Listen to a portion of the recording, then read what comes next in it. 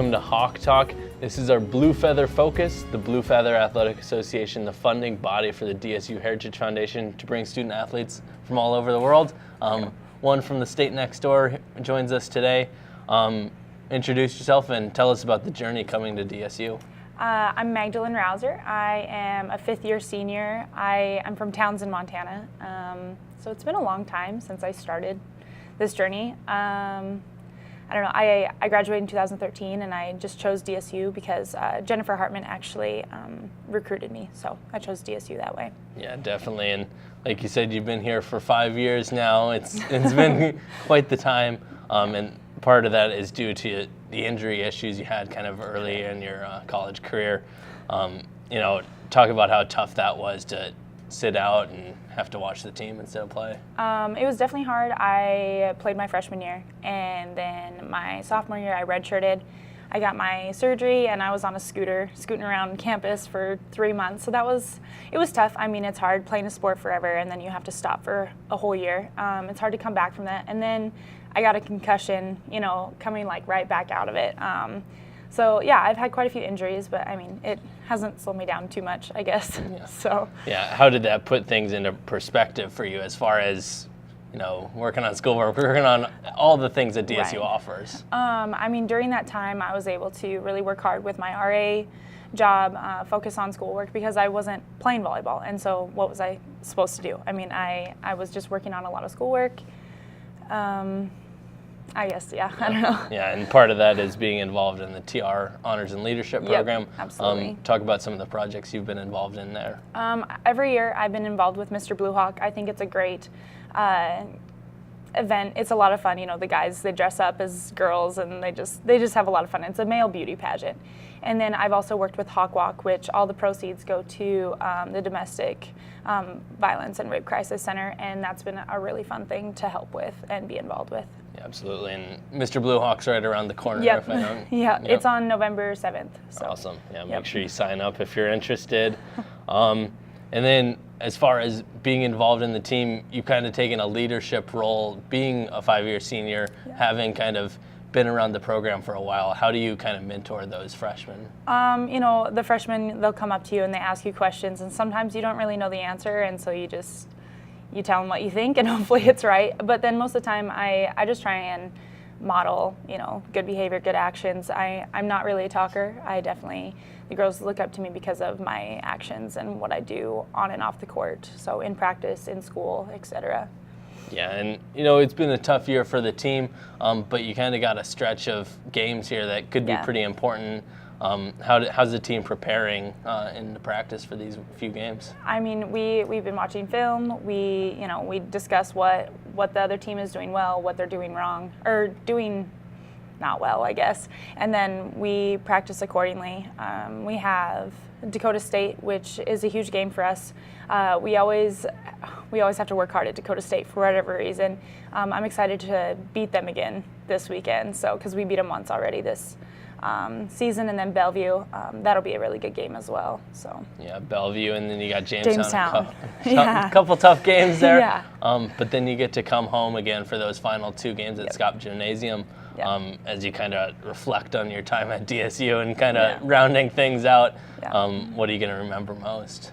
I don't know. I mean, I was thinking about it the other day, and I've had over 40 teammates over my last 5 years, and you think about each of those teammates and what they've done for you, what you were able to do for them, and I don't know. Senior year, after the match against Viterbo last weekend, I was like, oh my God, I have 6 games left, and it was like a terrifying moment because I knew it was coming, but it was after that game, I was like, this is almost done, and it kind of stinks, but it's kind of bittersweet at the same time, Yeah. So. And like you said, having over 40 teammates, I'm assuming you got to see some of them at the alumni game over homecoming. Yeah, I got to see Tessa. She was about the only one that I actually played with that was there. Everyone else were in the years before I was here, but absolutely. But how was it a special moment to kind of see the generations of Blue Hawk volleyball? Yeah, it was a lot of fun. I mean, it was a lot of fun to play those gals, and just to see what kind of legacy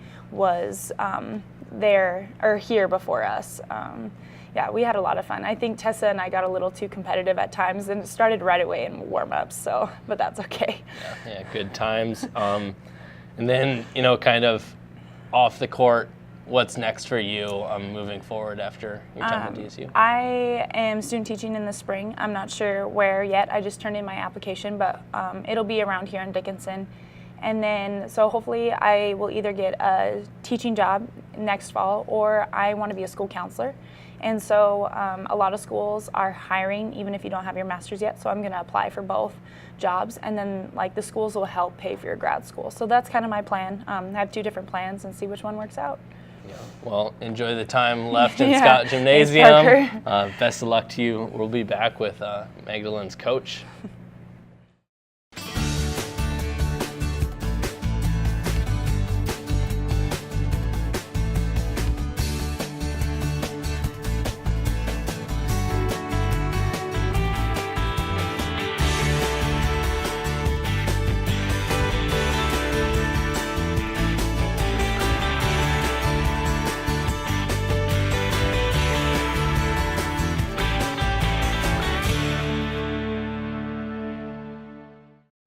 Welcome back to Hawk Talk. We're joined by the volleyball coach this time. It's been a while since we caught up, but since you won a game at Mayville, and then kind of went on a rough patch, losing to Minot, presentation, in Viterbo. But that Viterbo game, they're a highly ranked team in the nation, and you kind of played them tough in those last 2 sets. What do you think about that performance by the team? Viterbo, I mean, they're second in the nation. They were number 1 forever until they lost to Rocky. But it was nice to take a set off them until Jamestown played them.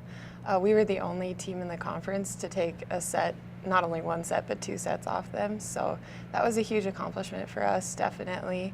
But we just tried to rise to the occasion of playing the number 1 team in the nation. Yeah, definitely. And then you played them tight in that 4th set.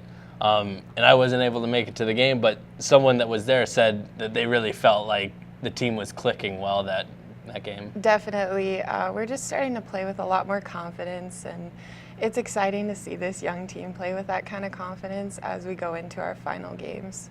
Yeah, definitely. And then you bounced back, got the win against Waldorf, and you got to be feeling pretty good about the way things are coming together towards the end of the season here. Definitely. We're starting to peak a lot better and stuff, and that's kind of always been our goal. In the past 2 years, we've lost out before we made the playoffs, and so we'd really like to get in that top 6 teams and make the tournament this year. Yeah, definitely. And then kind of in between all of that, you guys had the alumni game. Apparently you played, Yeah. and there was some good moments in that.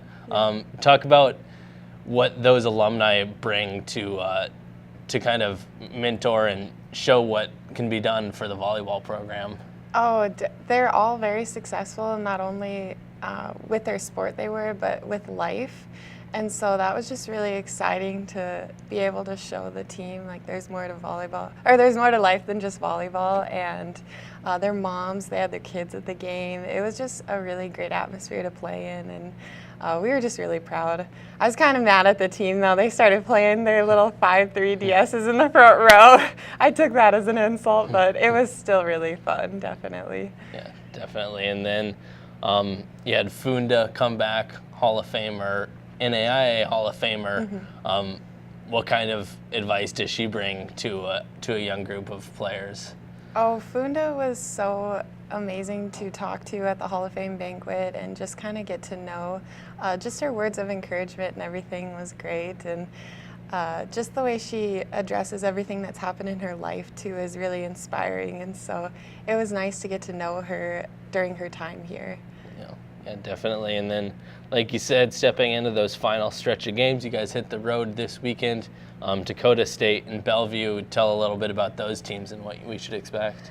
Dakota State is a very hard place to play at. It really is. And talking with Coach Stanton, he agreed that for football it's hard too. So it just is kind of a weird atmosphere, but we just got to play our game and do what we know we can do. And then traveling over to Bellevue, that'll be a tough turnaround, but we're really excited to play Bellevue. Presentation beat them.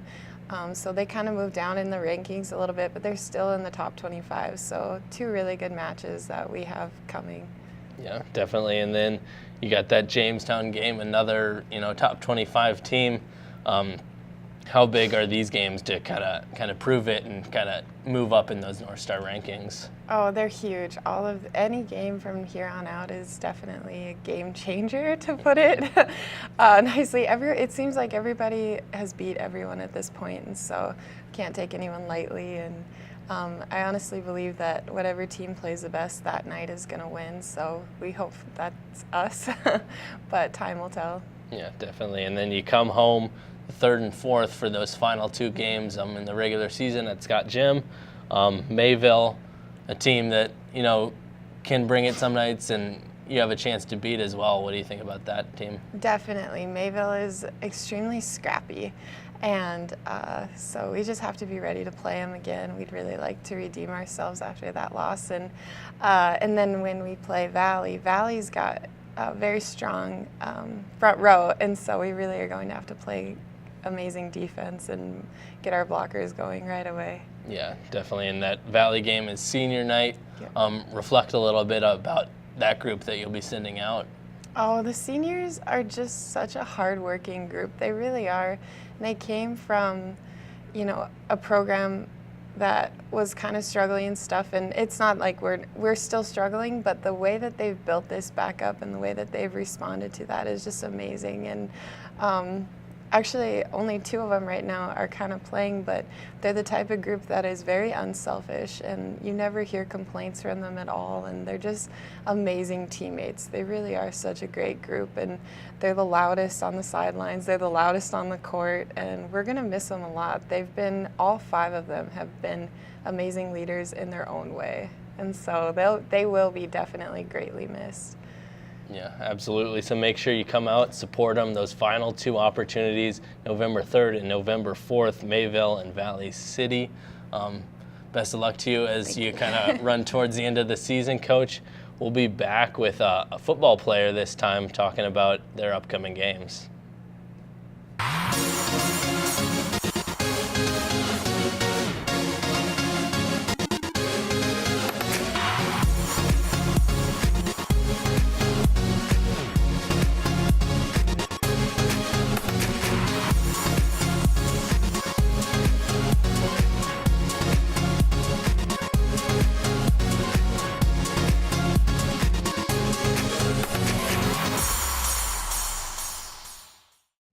Welcome back to Hawk Talk for another Blue Feather Focus, this time coming from the state of Wyoming. Yes, sir. Tell us about your journey coming here to DSU. Just like Maggie, my journey has been long. It's been like 4 years since I've started it. But so I started in Lusk, Wyoming, played football there. Then actually Coach Mines, who's not on the football staff anymore, recruited me. And then from there, it just felt like home to me. So I recruited, and been here ever since. Yeah, and you've had quite the success in your 4 years now, the last two North Star championships. Mm-hmm. Talk about that experience a little bit. When I first came here, we were still on up and coming. We finished second in the North Star behind a very solid Valley City team. And then next year, everything started clicking, won the first conference championship. Next year, won the second conference championship. And then from there, we have a chance to win a third one now. Yeah, definitely. And what do you take from those experiences and kind of form into a leadership role in your fourth year here? I've had some really good leaders ahead of me from the class last year and the class before that. You see what really makes them good leaders. What makes the team drive for success. And then just taking those things and just trying to keep pushing forward and keep on the winning tradition. Yeah, definitely. And at the same time, you get to play next to Jay and Kane and a whole bunch of other secondary players that are some of the best in the country. How fun is it to play in amongst such a group like that? When you have a solid defensive core, who are in the top of the nation in everything they do with Kane, Jay, and then my brother Derek, who's up there too. It just gives us almost like a swagger, like you feel more confident in the guy next to you, because if you have confidence in him, he's gonna have confidence in you, and just overall our defense can really mend together and be a stopping core like we have been this season. Yeah, definitely. And how fun is it to share those experiences with your brother? And it's just like something I don't want to take for granted. There's nothing better to look over to the sideline, see what the coach is singing, and look back over and your brother's right there. It's just a really good feeling, and something I won't take for granted. Yeah, definitely. And you guys are number 1 in the NAI in defense against passing and number 5 in points against. What's the mentality about the whole defensive unit, line, everyone out there? Definitely just like bend, don't break. There's been a couple times where we've been inside our 20, but we haven't given up a score. We don't want to let the offense score. We want to get off the field, give the ball to our offense, and let them do the work. And as a secondary, we want to ball hawk. We want to try to get as many hands on the ball as many times as we can, and nothing over deep, and nothing over top of us, and eliminate that big play. Yeah, and we definitely saw that in the homecoming game against Waldorf. You guys, like you said, let them into the red zone a couple times, but came up with the turnover, came up with a stop, whatever it may be. That was the first shutout since 2011, in case you didn't know that. I saw that, and I was like, that's unbelievable, because from defenses from last year, especially last year, defense not putting up a shutout, and we were the first one since 2011 is something really cool to hang your hats on. Yeah, definitely. And not only athletics for you, you're also involved in the Theodore Roosevelt Honor and Leadership Program. Tell a little bit about your time in there. It's been a great opportunity for me, just from the standpoint of giving back to the community. I think Dickinson does a great job of pouring into the support for Dickinson State. It's a nice little deal for me to give back to Dickinson through the backpack program. I've done pilot projects there, the Hawk Walk for domestic violence, and then I'm doing Blue Hawks this year, giving back to the kids, and having fun there. Yeah, definitely a lot of good experiences. Looking forward to the remaining 2 games of this year. Dakota State, like Coach Hartman said, it's a tough place to play. Even in football, I remember a couple years ago, lost down there. What's the mentality of the team coming into this week as you go down there? My coach Stan said it's playoff mode. They're top 25 right now. They have a shot at the conference championship. So we're just really focused on Dakota State. Going down there, getting the win, and moving on to playoffs. Yeah, definitely a pseudo conference championship. Kind of whoever wins that comes really away with it. And then you guys take a week off. That's got to be pretty nice this late in the season to have that time to heal. It is. Everybody's a little sore. Everyone's in the nation's going to be sore, So it's just nice to take that week off, recuperate, rest up, get ready for Mayville at home for senior night, and then hopefully get ready for those playoffs. Yeah, definitely. Like you said, Mayville at home, November 11th. As your time at the BAC kind of wraps up. I know. Like Maggie, what do you kind of take away from this whole experience? I'm going to take away from probably just like the family atmosphere I had and the brotherhood I've formed with all the guys I played with. Unlike Maggie, she's played with 40. I played probably 200 guys. So it's just like all those brotherhoods I've made with them, and just like the atmosphere. I haven't been to a place where the atmosphere has been so welcoming, and they pour in so much support. So it's going to be something I'm going to miss. Yeah, definitely. I don't think you have to pitch the people too much, but for anyone who's on the fence about coming out, November 11th, what are you gonna tell them? November 11th, come watch the Blue Hawks. It's going to be a good game. Mayville's very athletic, and it's a chance to see the Blue Hawks go undefeated at home. Yeah, absolutely. Make sure you find your way out there November 11th. Check out DSU Blue Hawks for all the latest in Blue Hawk athletics. Best of luck to you as you wrap up your season. We'll be back next week with more Blue Hawk athletics. Until then, Hawks are out.